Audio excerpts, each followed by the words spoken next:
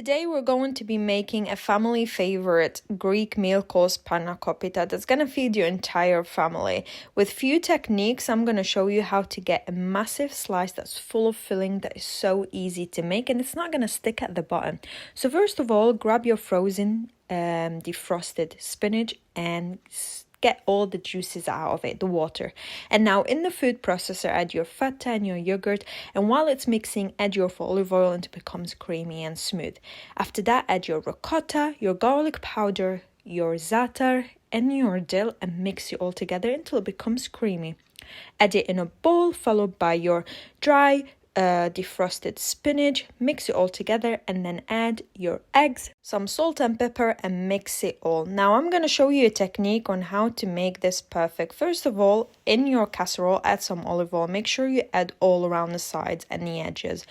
Put some breadcrumbs. Breadcrumbs is the secret why to your spanakopita is not going to stick at the bottom.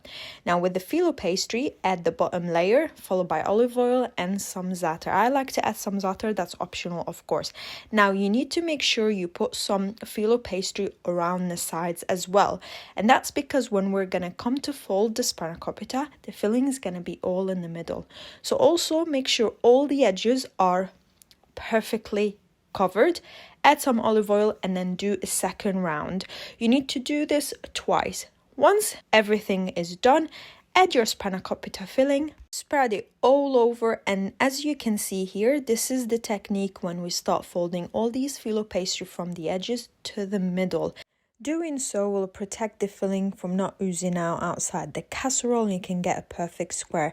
After that, just to clean up the top layer, add some more filo pastry and wrinkle it just to create a nice texture. Add some olive oil, za'atar and breadcrumb and bake it until crispy. Fully detailed recipe will be on my website.